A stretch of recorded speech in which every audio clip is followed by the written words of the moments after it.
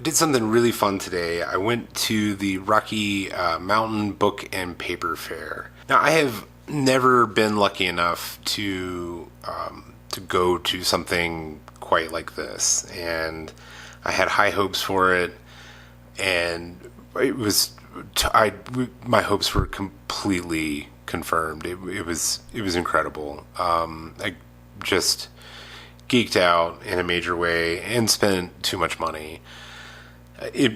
It's definitely one of these places you don't go to find bargains to resell. This is not that sort of situation. This is we're going to go with the money that we have saved from selling books, and we're going to buy books just for us. So what I'd like to do, I'd like to go through the books that I did pick up today, but first I want to just give you a little taste of what it was like, and let you take a look at some of this.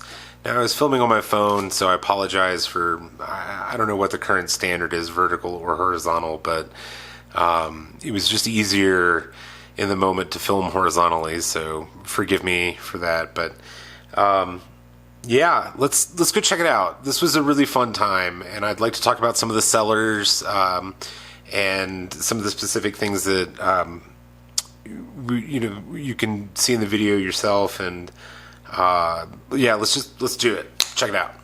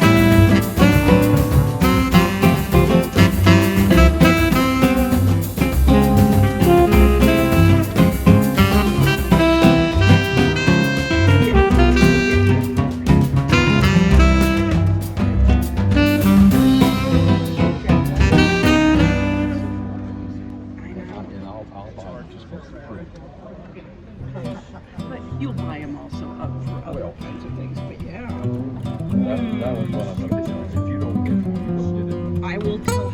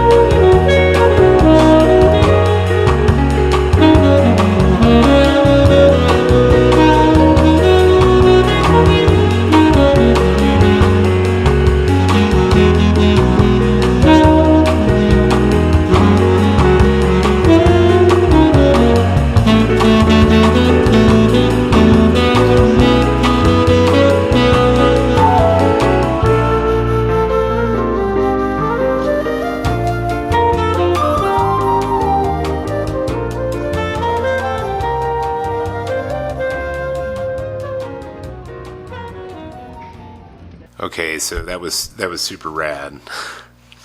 Thank you for coming along with me on that little adventure. I of course didn't film all of my interactions. I can't bring myself to do that with humans out in the wild. But let me walk you through some of the things that I did pick up, and in no particular order here. So there were some fellas that you probably saw that had a ton of paperbacks. They were definitely holding up the paperback end of things, and they had good prices on them. There's one of these in particular that I spent probably a little too much money on. I spent $16 on it, but the rest I spent between $3 and $5 on, and I feel really great about that. Most of these are probably not going to go up for sale in any way, unless I think that there are some duplicate advances in this. So we'll just see how that goes. I might end up selling some out of my collection, but these are all in really great condition. Start here, The Steel Czar by Michael Moorcock.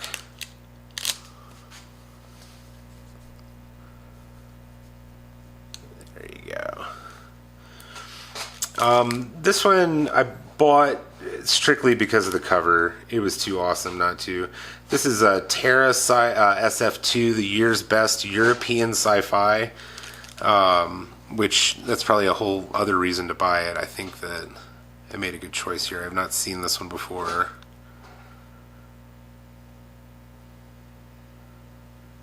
Super rad cover.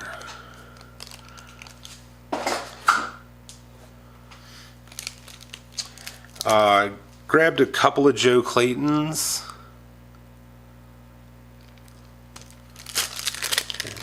And Maeve.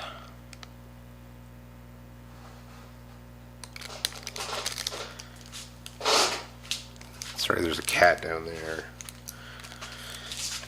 This is a book by Gregory Hearn called Beyond the Galactic Lens, and this is another one. I don't know anything about Hearn, but I do know that that cover is incredible, and the book is in just incredible condition. All of these are in unread condition. I found a copy of Berserker Planet by Fred Saberhagen. I've never seen this in the DAW before. I was really excited to find that. I found Marine by Jack Vance.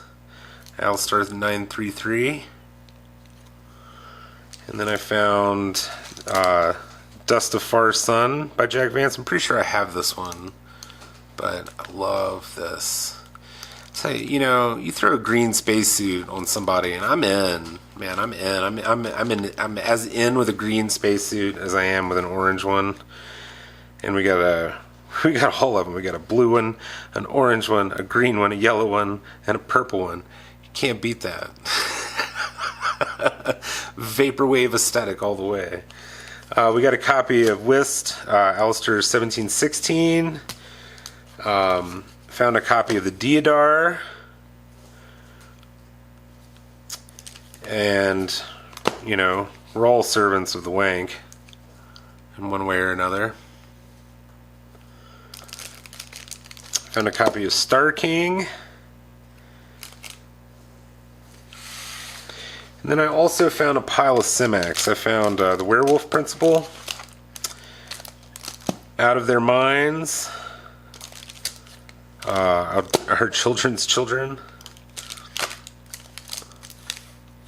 Sorry, I need to do better at looking at the monitor there.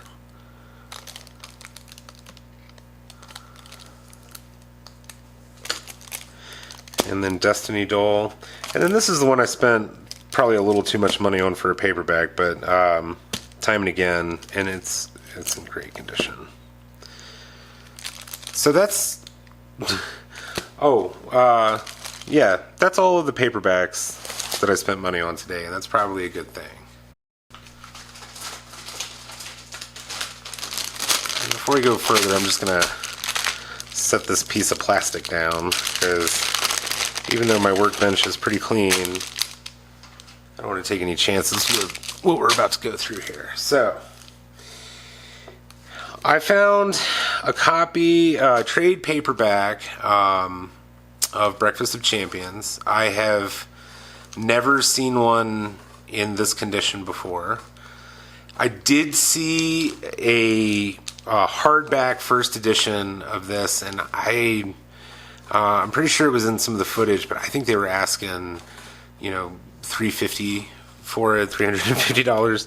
I think I spent $40 on this one, and I will cherish it.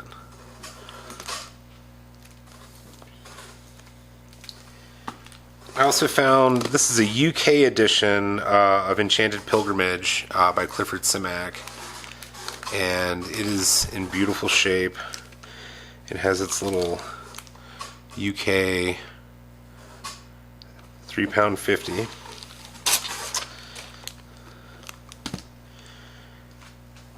And I found a first edition hardcover of Slapstick, and if you've watched this channel since the beginning, you'll know that I am a massive fan of both Vonnegut and this book in particular. I've never found this in a hardback edition, and I've been looking for most of my life, and I couldn't walk away from it. I couldn't walk away from it. I spent $100 on that, and I don't even feel a little bit bad for it. This is a beautiful thing. The group that I bought these books from, this is the Book Bin from Corvallis, Oregon, and Salem, Oregon. I'll show you there. These guys were amazing, and they had the best science fiction in the entire show. I wanted to look at every single book, and there's quite a lot of it on film. A lot that they had was signed. There were two signed first editions of Ringworld. They were asking $350 for those. This was not the only Strugatsky book that he had in hardback. And let's see, this was published. Let's see.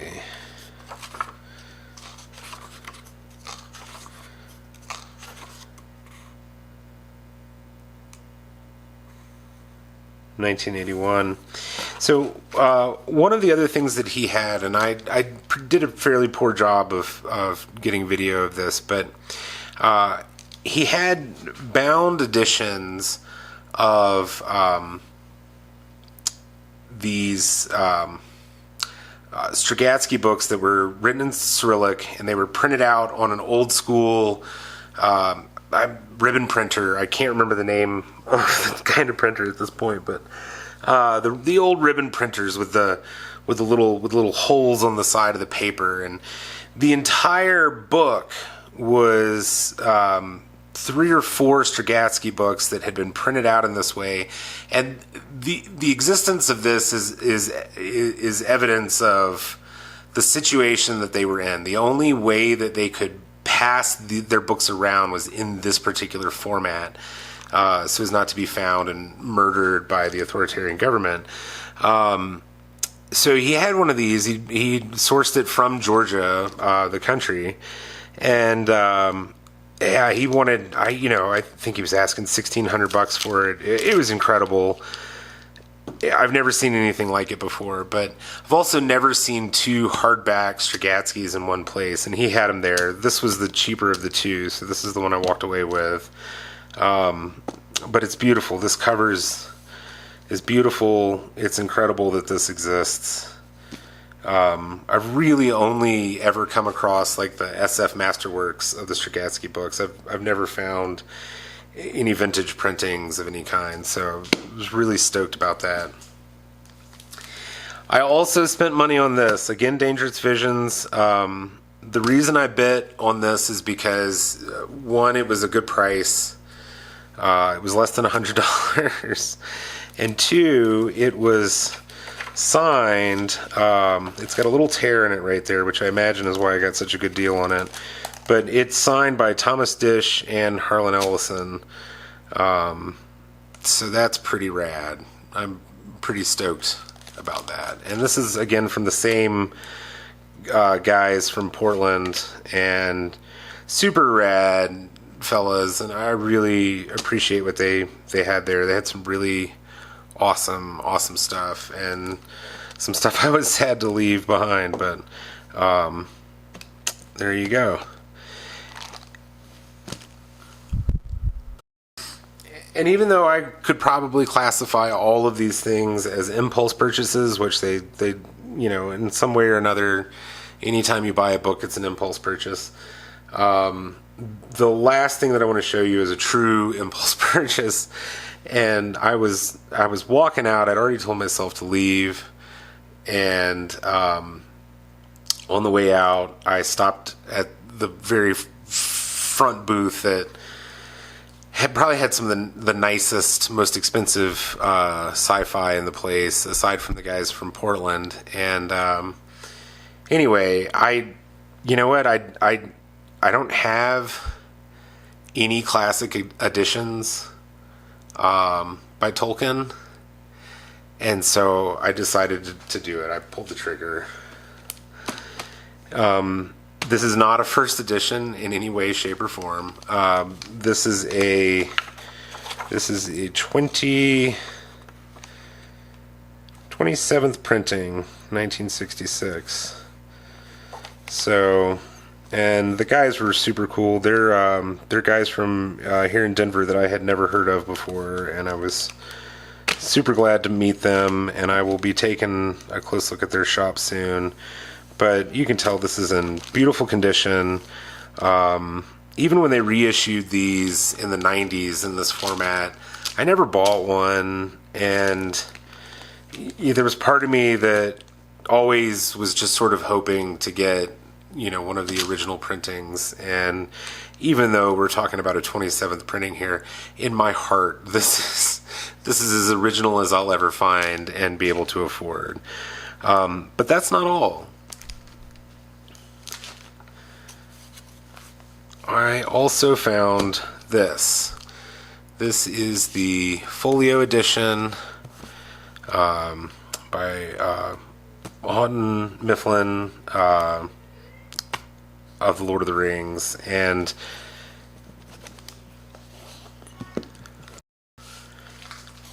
now he had two versions of these for sale.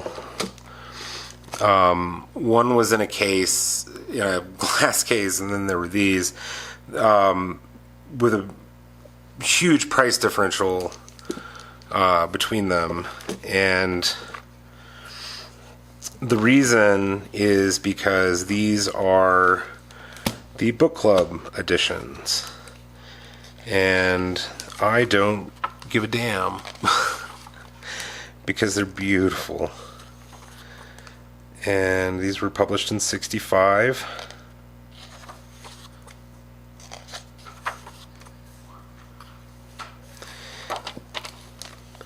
They have this great colored text block on each of them. So let's put these back in here. The folio is in perfect condition. That has that orange text block. Two towers. They're beautiful. I'm very proud to own these. And these are heirloom pieces, make no mistake. These are the reasons why I'm getting my kids into reading, is so that when I bug out, they'll have something very nice to hold on to while they watch the end of the Anthropocene. So anyway, this is beautiful. This one has the orange text block at the top. It's just gorgeous. They'll have these little bits on the back, the ring. I'm really, really happy I grabbed these. This was definitely an impulse purchase. and I will cherish them.